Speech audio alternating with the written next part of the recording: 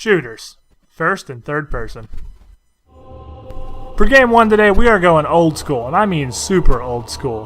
What you have in front of you is Perfect Dark by Rare, and this is not Perfect Dark Zero, the crappy 360 game that sucked and nobody liked. This is a port of the original Perfect Dark from the N64. Now most of you have probably never heard of that. Here's something you have heard of. Goldeneye. If you haven't heard of Goldeneye, go away. If you have heard of Goldeneye, Perfect Dark runs on the same engine, it's by the same people, and is pretty much a spiritual successor to it. It's as much Goldeneye 2 as BioShock is System Shock 3. If that means anything to anybody. This here is the Xbox 360 arcade port of the game done by 4J Studios, which has got updated graphics. Yeah, they're still not amazing, but it's a lot better than it looked on the N64. And is fitted to work with 2 analog sticks, which, oh my god, is so much better than trying to play this game on a freaking 64. Trust me. It's really original. All the guns have a secondary function, and a lot of them are really creative, like the laptop gun, which can be thrown and becomes a laptop sentry turret. You have a rocket launcher that can shoot guided fly-by-wire rockets. You've got a pistol that can charge up and shoot exploding laser rounds. There's all sorts of weirdness in here. The story's crazy, entertaining to follow. It's one of the only shooters in forever that you're not just fighting waves of dudes. There's all different sorts of enemies in Perfect Dark. I don't want to spoil it, so there's more than just dudes. I promise. Don't worry, I won't throw a bunch of spoilers in here. That's more like foreshadowing. That's not a spoiler. It is very difficult. Very difficult if you turn the difficulty up, and being an N64 port, it's extremely unforgiving. The objectives are sometimes a little unclear and might take a little fiddling to figure out what you have to do, and if you fuck something up or die, you are starting that mission over. It doesn't care how long you've been in there. So, the less hardcore in the audience will probably want to play this game on a lower difficulty setting, which will give you less objectives you could possibly fuck up, way more health, and dumb as rock AIs to fight. Either way though, the single player is amazing. It also comes with a co-op mode, a whole bunch of challenges, online multiplayer just like the good old GoldenEye days, and an interesting mode called Counter-Operative, where one player plays through a single player mission and the other players in the lobby spawn in to control random guards throughout the map and have to try and stop Joanna from doing her objectives. Requires a bit of honor roll because they can totally just go dick mode and go destroy objectives so you fail the mission, which is stupid. But it's a really unique and fun experience that I haven't seen anywhere else. In the Xbox Live Arcade, $10, go pick her up. Keeping the old school, but stepping forward a couple years in time, our next game is Jedi Knight 2, Jedi Outcast, available for the original Xbox, but it'll work on your 360, it is backwards compatible, or for simpler people like myself, on Steam for $10. This game was created by Raven Software and LucasArts, like every other Star Wars game ever, and has everything you expect out of a Star Wars title done how you have imagined it for eons. It is the only Star Wars game I've ever played that I think really feels just right. You play as Kyle Katarn, an ex-Jedi who runs around as a mercenary now, beating all sorts of ass. Stormtrooper ass, of course. It's a Star Wars game. We kill stormtroopers. And droids, and anything else he happens to run into, with his blaster pistol, rifle, grenades, rocket launchers, anything you can pick up. The game starts out as a straight-up first-person shooter for a couple missions, before events drive Kyle back to the Jedi Temple to pick up his old lightsaber and go back to the great ways of the Jedi. Now, once you pick up the lightsaber and get the Force flowing back through your veins, this game really goes awesome.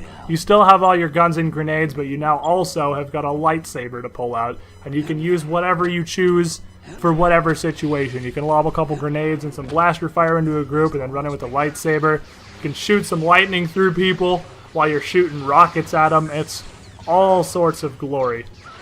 Now, holding a lightsaber obviously makes you a complete badass, but it doesn't make you into an unstoppable juggernaut that doesn't make any sense like some more recent games like Force Unleashed.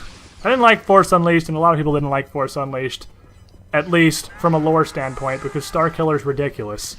Kyle Katarn is an actual, reasonable fucking Jedi. He can't rip Star Destroyers out of the sky, but he can shoot lightning, force choke a bitch off a cliff, throw people around, whatever force trolling you can come up with, and he can swing one nasty lightsaber. You'll go through a whole lot of different types of fights in the game, and it's, again, extremely difficult. If you can beat this on the highest difficulty, well, I don't even know. That's not even respect at that point. I don't even know what to call that. I wouldn't touch that with a 10-foot pole. This is the hardest game I've ever played in my life on normal. It's mental. But it's really smooth. You gotta get over the old graphics because it is an old original Xbox era game. But the gameplay is amazing. If you can live with some lame graphics and a couple unskippable cutscenes per mission, definitely grab this one. Play the hell out of it. And if you can find some people for the online multiplayer, that is a glorious and unique experience that hopefully you can still have. And finally today, we're going to go a little bit more modern. Our last game is a shooter by Bethesda, believe it or not, going by Wet for the Xbox 360 or PS3. The game's running about $12 either online or in GameStop if you can pick it up used. And in a break from normal, a lot of you probably heard of this. There was a pretty good amount of hype before it came out, and then it released and just kind of flew under the radar and nobody ever actually played it, which makes me pretty sad.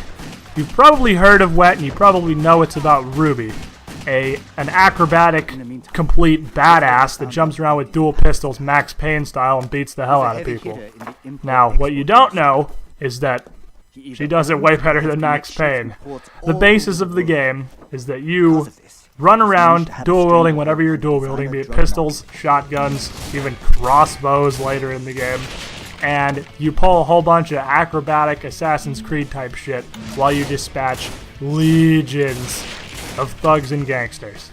It's very arcadey. You have a score meter, you build up a multiplier while you're mowing through dudes, and that's literally even how you heal yourself. Higher multipliers cause you to regenerate health faster. Now the cool part is whenever you're jumping, running on a wall, sliding down a ladder, diving through the air, any of that, and you're firing, you go into basically bullet time. Time slows down and you can just lay down indiscriminate amounts of justice at everyone around you. And B, you gain the ability to take down 2 enemies at once. Ruby's left gun will automatically target a thug while you aim the right gun with the right stick like normal. So you got 2 thugs, you can jump right at them, pull up both pistols, and drop them both before you hit the ground. It is absolutely awesome. The game's also got some boss fights, which are honestly a lot of quick time events, but not entirely. It's got some big scary enemies that will beat your ass, like the minigun toting fat guys you'll run into later in the game. It's got some, obviously, turret sections, some crazy car chases, and most importantly, arena sections. In the arenas, you have infinite enemy spawners that you need to fight your way to and slash shut with your katana. Once you get all of them shut, finish off the rest of the goons in the room, area is clear, and you go on to just being a badass. Everything about this game is just about making you feel awesome. The only downside is it does get a little bit repetitive. I mean, the core of the game is pretty much jump around, slow-mo, go crazy. If you turn the difficulty up, it'll get difficult enough that it won't be that repetitive for long. And there's enough stuff like the turret sections, crazy rage katana mode, and all the different stuff you can do that I didn't get bored with it until well past 2 playthroughs. So, if you can get a copy Wet, order it online, see if you can find it in GameStop. Get on Steam, download Jedi Knight 2, and get in the Xbox Live Arcade and buy some Perfect Dark. And go shoot a whole lot of bullets, all the bullets. Fire every bullet ever into this skull of villainy. Enjoy it, and have a good day. We'll see you next time.